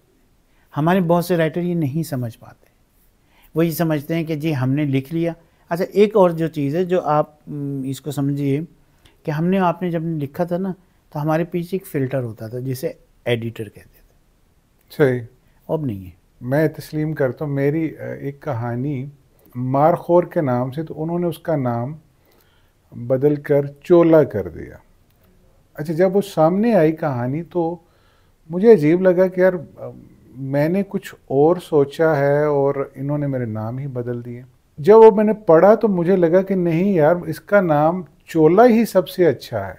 वो एक बहरूपिये की कहानी, जासूस की, तो मजहबी चोला पहन के वो पाकिस्तान में आ जाता है और वो चोला, जो मजहबी चोला उसने पहना, उसकी आड़ में वो यहाँ पे फसाद बर्पा करवाता है। और मैंने उसका नाम मारखोर रखा कि उस आखिर में एजेंसीज के लोग उसे पकड़ते हैं। तो जो मैंने पढ़ा तो मुझे लगा कि नहीं यार, इसका नाम तो ये जो चोला है ये ही होना चाहिए था। तो वो जो आपकी बात को मैं आगे बढ़ा रहा हूँ कि एडिटर भी कहीं ना कहीं, नहीं, एडिटर बहुत ज़्यादा ज़रूरी है। देखिए वो एक, उसके साथ दो मसले हैं। एक तो उसको अच्छी कहानी चाहिए, सही, ठीक है। दूसरी बात ये कि उसे अपनी कारी के रद्द अमल का भी मसला होता है, क्योंकि लोग ये कहते हैं कि ये शकील साहब चौहान ने, काफ़ी सिद्दीकी ने क्या लिखा, लोग ये कहते हैं क्या छापा है, एक क्या छपा है, बकवास है। ये दर हकीकत बराह रास्त एडिटर की सलाहियत का इम्तिहान। अच्छा, दूसरी बात ये कि जब हम कहानी अपनी लिख रहे होते हैं, हम चाहे अच्छी लिखें चाहे बुरी लिखें, चाहे मारकतुल आरा लिखें, जो भी XYZ हो, हम उससे क्योंकि जज्बाती तौर पर वाबस्ता होते हैं तो बाज़ औक़ात हम उसको अपने नुक्ते नज़र से देख रहे होते हैं, एडिटर उसको गैर जानिबदारी से देख रहा होता है, क्योंकि उसे एक अच्छी चीज़ प्रेजेंट करनी होती है। तो इसलिए उसकी एडिटिंग, उसके मनसब का एहतराम करना चाहिए। हमारे ज़माने में तो कभी ये नहीं हुआ कि जनाब अली एडिटर ने कोई तसी की हो या कोई पैराग्राफ काटा हो तो हम लोग कभी चिल्लाए हों, कभी चीखे हों, कभी कुछ। आजकल तो आप ज़रा किसी किरदार का नाम बदल दीजिए तो हमारे जो दोस्त लिखने वाले हैं बहुत बुरी तरीके से गुस्सा कर जाते हैं, नाराज़ हो जाते हैं। हम ये समझते हैं कि हमने जो लिख दिया है वो हरफ़े आखिर है और एडिटर की तो कोई ज़रूरत है ही नहीं। नहीं, एडिटर की ज़रूरत तो है, एडिटर की बिल्कुल हर वक्त ज़रूरत। मतलब ये उसी तरह वो, क्योंकि मैं फिल्म से हूँ, मतलब आप अदबी लोगों ने मुझे बीच में बैठने देते हैं, आपकी मेहरबानी। लेकिन वो बिमल रॉय साहब एक इंडिया के बड़े डायरेक्टर गुजरे हैं जिन्होंने पुरानी देवदास बनाई थी। तो उनकी एक स्टेटमेंट है कि फिल्में दो मेज़ों पे बनती हैं, पहले राइटिंग टेबल पर और दूसरा एडिटिंग की टेबल पर। तो वो दूसरी एडिटिंग है उससे तो मैं वाकिफ़ हूँ, जो फुटेज की स्क्रीन की एडिटिंग होती है उससे तो मैं समझता हूँ काफ़ी हद तक।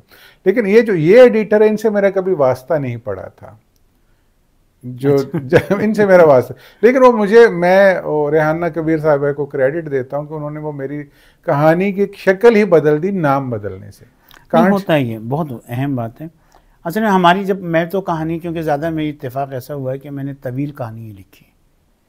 इसमें तो हम एक डिस्कशन पहले कर लेते हैं कि ये चीज़, तो फिर हमें थोड़ी सी आसानी हो जाती है, तो हम उसमें नाम भी डिस्कस कर लेते हैं।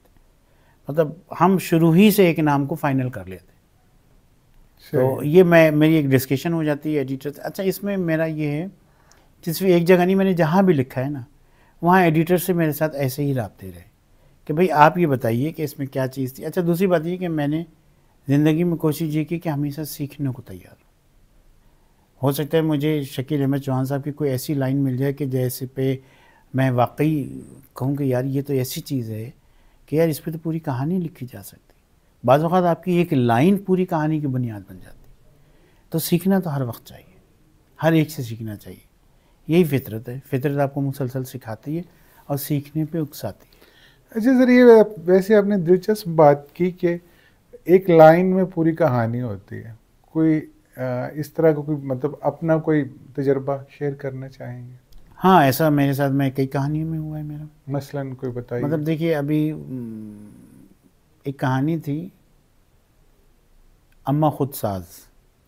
अम्मा खुद साज, हाँ, ये मई 2019 में सरगुज़िश्त में छपी थी, आखिरी सफ़ात की तवील कहानी थी। उसमें एक जुमला था कि वो जब भाई आता है ना, तो वो कहती है, माँ कहती है कि रोटी डाल दे, भाई को गरम गरम रोटी दिया कर, ये गरम रोटी रिश्ता हमेशा कायम रखती है। गरम रोटी रिश्ता हमेशा कायम रखती है। तो ये मतलब ये इस पूरी कहानी की बुनियाद ये जुमला था। वाह, बहुत आला। देखिए, अब मैंने मतलब कभी मैं सोचता हूँ कि देखें यार, ये जो गरम रोटी होती है ना, ये बहन, जब भी बीवी गरम रोटी देगी ना, तो बहन की फ़ौरन याद आ जाएगी कि यार घर आती बहन मेरी कैसे रोटी डाल देती थी। क्या बात। अच्छा, यही बहन कभी माँ होती है, कभी बीवी होती है, कभी सास होती है, कभी बहू होती है। ज़ाहिर एक ही कैरेक्टर्स हैं ना सारे। एक बहन माँ भी होती है, बीवी भी होती है, उसमें हर जगह ना। अभी देखिए, ताज़ा खाने की जो महक है ना, पहले कहते थे कि मर्द के दिमाग का जो रास्ता है ना, मैदे से गुजरता है। सही। आप कभी भी अपनी बीवी के हाथ का, अपनी बहन के हाथ का खुश जायका खाना नहीं भूल सकते। और यही चीज़ आपको अपने रिश्तों से जोड़े होती है। ये रिश्ते जो जुड़ते हैं ना, इनके जो धागे होते हैं, ये कई चीज़ों से मिलके बन रहे होते हैं। ख़याल भी उसमें शामिल है, ताल्लुक़ भी उसमें शामिल है, गर्मजोशी भी उसमें शामिल है, ख़ातिर तवाज़ुन भी उसमें शामिल है। आप कभी सोचते हैं, याद आता है यार, प्यास लगी होती है तो अम्मा पानी पीते पीते एकदम से खुद ही अपना गिलास उठा के मुँह से लगा दी, लो पहले तुम पी लो। ये क्या चीज़ थी यार? ये ममता भी थी, ये ताल्लुक़ भी था, ये तवज्जो भी थी। सर, आपने बड़ी अच्छी बात की कि गर्म रोटी रिश्ता जोड़ देती है। ये तो हो गई, औरत ही गर्म रोटी बनाती है ना, वो बहन की शक्ल में या बीबी की शक्ल में या बेटी या माँ की शक्ल। मर्द आया उतना ख्याल करता है औरत का जितना वो रखती है अपने रिश्तों का? देखिए, बिल्कुल रखता है, ऐसा नहीं कि नहीं रखता। रखता है, बिल्कुल रखता है। अच्छा। मतलब आप एक बात देखिए कि दाएं बाएं कहीं भी आप अपने रिश्तों को घूम के देखते हैं ना, तो आप घर किसके लिए बनाते हैं? जहेज़ किसके लिए इकट्ठा करते हैं? कोई शख्स बीवी के लिए जहेज़ नहीं इकट्ठा करता। सही। भाई अपनी बहन के लिए जहेज़ इकट्ठा करता है। चाहे वो 2 ट्रंक, एक चारपाई, एक बिस्तरी दे, चाहे वो करोड़ों की प्रॉपर्टी दे दे, वो बाप करता है, वो भाई करता है। अच्छा, इसी तरीके से बाप जो है वो, यार कभी आप इसको देखिए ना, मतलब इसका जो सबसे खूबसूरत मंजर होता है ना, हॉस्पिटल में होता है, रेलवे स्टेशन पे होता है। कभी आप बूढ़े जोड़ों को देखिए कि यार वो किस तरीके से मूव कर रहे होते हैं, पीछे मोड़ मोड़ के देख रहे हैं, आ रही कि नहीं आ रही, वज़न ज़्यादा तो नहीं हो गया। हॉस्पिटल में देखें यार, मैंने ऐसे बेशुमार लोगों का, मैं अक्सर दोस्तों से कहता हूँ, अपने राइटर से, कि यार 3 जगह ज़रूर जाना अगर तुम कहानी लिखना चाहते हो। रेलवे स्टेशन ज़रूर जाओ, बस स्टैंड ज़रूर जाओ, हॉस्पिटल ज़रूर जाओ। यहाँ खालिस चीज़ें मिलती हैं रिश्तों की। यहाँ आपको तसन्नु बनावट कुछ नहीं मिलता, यहाँ नंगी हकीकतें मिलती हैं आपको। सही। पैसे नहीं है दवा के लिए, वो सरगोशी हैं, वो झगड़े, वो मायूसी, वो टेंशन, हॉस्पिटल में खून का इंतज़ाम करना, पैसे नहीं है, लोग नहीं है, फ़ोन नहीं उठा रहे, जिन्होंने कहा था तुम चलो हमारे, कोई नहीं आ रहा यार, और खून की ज़रूरत है, ग्लूकोज की ज़रूरत है, मेडिसिन की ज़रूरत है यार, बड़ी शफ़ाक चीज़ें होती हैं। फिर रेलवे स्टेशन को देख लीजिए, कैसे लोग भाग के चढ़ रहे हैं, कोई छोटे बच्चे को एक बाजू से खींच रहा है, कोई दूसरे बाजू से, अरे ये सामान पकड़ा, यार ये सब रिश्ते हैं। आप इनकी गहराई को मतलब उस माहौल में, एक नॉर्मल माहौल में आपको रिश्तों की क्या पता चले। सर यहाँ से हम आगे चलते हैं कि औरत को तो आपने एक रास्ता बता दिया अपने जुमले के ज़रिए, अपनी कहानी के ज़रिए, कि गर्म रोटी रिश्ता कायम रखती है। मर्द को क्या करना चाहिए कि उसका भी औरत के साथ उसी तरह रिश्ता कायम रहे? असल में 2-3 चीज़ें हैं जिसे हमें समझना चाहिए। कुछ लोगों को हमारी माशरती तरबियत के मुताबिक ये एक ज़ोम है, या उन्हें बताया गया है, या उनकी सरिश्त में ये शामिल कर दिया गया है कि यार आपको एतराफ़ करने की ज़रूरत नहीं। इतराफ़ करने की ज़रूरत नहीं है। यानी मुझे एक बात बताइए, एक मर्द 6 आदमियों पे फ़ख्र कर रहा है कि ये आदमी जो हैं मेरे औलाद हैं, मेरे बच्चे हैं, ये 6 लड़के। ये लड़के दिए किसने? औरत ने। ये हम नहीं तस्लीम करते, खुश दिली के साथ नहीं तस्लीम करते। मसलन मैंने नहीं देखा कि किसी मर्द ने अपनी बीवी को बच्चे की पैदाइश पे तोहफा दिया। मतलब ये बात आ गई कि गरम रोटी वाली। देखिए उसने 9 महीने कितनी तकलीफ उठाई है यार, और आपकी रोटी भी बनाती रही है, आपका खाना भी बनाती रही है, आपके घर की सफाई भी करती रही है। तो क्या उसका ये हक़ नहीं है कि जिस दिन उसने आपको बाप बनाया, कायनात का सबसे बड़ा रिश्ता है, वाह, कोई छोटा रिश्ता नहीं है औलाद के। सही। दुनिया का जो पहला रिश्ता है ना वो मियाँ बीवी का है, उसके बाद माँ बाप शुरू होते हैं। सही। पहला रिश्ता आदम और हव्वा का मियाँ बीवी का था, बाप का नहीं था। अच्छा, अब क्या हुआ कि हमने इस बात को तस्लीम नहीं किया अपने माशरती मामलात की वजह से, अपनी सो कार्ड मर्दाना माशरे की वजह से। वरना अंदर से दिल बाज़ौक़ात होता है, मर्द का भी जी चाहता है कि यार ये जो मर्द, अच्छा दूसरी बात ये कि जो मर्द ज़्यादा ख्याल रखते हैं हम उन्हें ज़नमुरी कहना शुरू कर देते हैं क्योंकि हमारी आदत नहीं है ना खुश दिली से तस्लीम करने की। सही। वो ना वो तंदूर पे मैं बताऊँ, वो बंदा बार बार कहे ओ मुझे रोटी दे, ओ मुझे रोटी दे, मैं पहले आया, मैं पहले आया। वो थोड़ी देर तो देखता रहा, क्यों भाई खैरियत, बारी से आओ। कह रहे तो मैंने जानता नहीं है। उन्होंने कहा जो जितना जोगा होता ना तो अपनी बीवी से रोटी पकवा लेता, यहाँ झक मारने हैं तो मतलब हम बाहर रोब जमा भी रहे हैं, बातें भी सुन रहे हैं, लेकिन हम इस बात को नहीं तस्लीम करेंगे यार तुम्हारा शुक्रिया, तुम्हारी वजह से अल्लाह पाक ने मुझे बाप बना दिया। आप शौहर जब भी बनते हैं ना जब बीवी होती है यार, आप किसी खिड़की, दीवार, पलंग, तकिए, बेडशीट के शौहर नहीं बनते। तो कुछ चीज़ों को खुश दिली से तस्लीम करना चाहिए, बस इतनी सी बात है। मतलब थोड़ी सी एक झिझक है और कोई मैटर नहीं करता, वरना मर्द भी रिश्तों का एहतराम करता है, रिश्तों के लिए भाग दौड़ करता है, रिश्तों के लिए क्या कुछ नहीं सहता।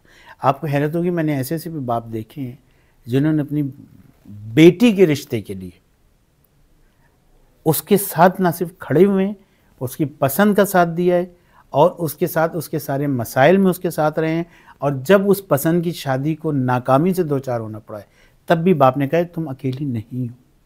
ऐसे भी बाप हैं यार। तो ये नहीं कि मर्द बिलवजह मतलब बिल्कुल ही गब्बी है या बिल्कुल ही पत्थर दिले, ऐसा नहीं है। मतलब अब मैं वही बात कर रहा हूँ, उसे जालिम बना के पेश किया जाता है। हाँ होंगे कुछ जालिम, देखिए होता है, इसमें तो कोई शक नहीं, लेकिन वो सारे तो नहीं होते ना ऐसे। अब देखिए ना, अभी ताज़ा तरीन एक वीडियो जो चल रही थी हमारे यहाँ कि वो एक घर का मंजर था, एक बंदा वीडियो बना रहा है, एक बच्चा अपनी बहन के ऊपर गला घोंट रहा है, बाप उसका बैठा हुआ है। ये भी तो माशरा है। अब बाद में वो कोई कोक वोक भी पी रहे हैं, कुछ इस तरह का भी चल रहा है। आपने क्या किया? वही मैं जो अभी अर्ज़ कर रहा था कि हमने इन सारे मामलात के कभी नफ्सियाती अवालगी का जायज़ा ही नहीं लिया। सही। हमने कभी सोचा नहीं ये मामला क्या है। ओ यार, मतलब मैंने खुद अपने लोगों के तबसरे सुने हैं, कमेंट्स देखें, ओए कोई तो चक्कर होएगा। कोई भी चक्कर था, कितनी भी गलती थी, आप कोई हक़ नहीं है कि आप किसी की जान खुद ले सकें, ये आपका काम नहीं है। ना ये रियासत आपको हक़ देती है, ना ये दीन आपको हक़ देता है। दीन भी आपको काजी का निज़ाम देता है, मुल्क भी आपको कोर्ट्स का निज़ाम देता है। तो ये नहीं है कि जनाब आप अपने माशरे का या अपने मर्द होने का गलत फ़ायदा उठाएं। मतलब जिस गैरत की मर्द बात करता है, अगर औरत उस गैरत पे आ जाए तो फिर तो मेरा ख्याल है मर्द किताबों में ही बाकी रहे। हाँ, ये तो बात सही कह रहे हैं आप। असल में वो है ना कि हम एक ऐसे माशरे में रह रहे हैं कि हमने हर शीशे के ऊपर अपनी मर्ज़ी की तस्वीर लगाई हुई है, सही। तो हमारा चेहरा नज़र नहीं आ रहा, क्योंकि हर शीशे पे तो हमने अपनी मर्ज़ी की तस्वीर लगाई ना, हमारा ये चेहरा नज़र नहीं आ रहा। तो हम फिर अकेले हो गए, हम समझते हैं नहीं यार हम तो बहुत शानदार हैं, ये देखो हम कितने प्यारे लग रहे हैं, ये देखो हम कितने खूबसूरत लग रहे हैं, ये देखो हम कितने दिल पजीर लग रहे हैं। ऐसा नहीं है। जब हम तस्वीरें हटा के बराह रास्त आईना देखेंगे तो हमारी ज़िंदगी तब्दील हो। सर आखिर में ये जो साथी हैं जो मुआशरे की तश्कील का बायस बनते हैं, मर्द और औरत, इन दोनों के लिए कोई पैगाम? बहुत आसान सी बात है, जी। खुश दिली के एक दूसरे के साथ रहें, खुश दिली के साथ रहें, मोहब्बत के साथ रहें, बर्दाश्त करें और एक दूसरे की गलतियों को माफ़ करें, क्योंकि हम सब इंसान। बस एक काम ज़रूर करें कि जब भी लड़ाई झगड़ा हो तो पुरानी बातों को ना दोहराएं, क्योंकि हमारे यहाँ ये आदत होती है, जब एक बात पे लड़ाई शुरू होती है जो अभी अभी हुई थी, उसके साथ हम 20 साल पुरानी बातों का पूरा एक सीक्वेंस चलाते हैं, आप पूरा चल जाता है ना। हाँ। ये ना करें, 5 मिनट ठीक है यार, हो गया ख़त्म बात। तो ये हमारे बड़ा मसला है। अगर एक दूसरे को माफ़ कर देंगे ना, एक दूसरे की गलती को नज़रअंदाज कर देंगे, यार हम भी इंसान हैं, आप भी इंसान, हो गई, चलो ठीक है यार। दूसरी बात यार, किसी भी सूरत, चाहे आप मियाँ बीवी हैं, चाहे आप बाप हैं, चाहे आप माँ हैं, चाहे आप बहन भाई हैं, यार गुफ्तगू तर्क ना करें, मकालमा तर्क ना करें, हर सतह पे मकालमा जारी रखें। आप देखेंगे माशरा अच्छा हो जाएगा, और माशरा अच्छा है। ये कहना हमारा फैशन है कि माशरा बहुत बुरा है, माशरा बुरा नहीं है, क्योंकि अगर माशरा बुरा है तो मैं भी बुरे हैं, आप भी बुरे हैं। तो ना मैं बुरा अपने आप को कह रहा हूँ, ना आप बुरा कह रहे हैं अपने आप को। तो इसका मतलब ये है कि माशरा हमेशा इसमें अच्छाई की गुंजाइश मौजूद है। सर बहुत बहुत शुक्रिया आपका। आपसे बातचीत करके, गपशप लगा के बहुत मज़ा आया, और ये कोई मैं रस्मन नहीं कह रहा, हकीकतन बहुत मज़ा आया। ये थे जनाब काबिल सिद्दीकी साहब। अगली किसी वीडियो में अगले किसी मेहमान के साथ मुलाकात होती है। मैं हूँ आपका डिजिटल दोस्त शकील अहमद चौहान।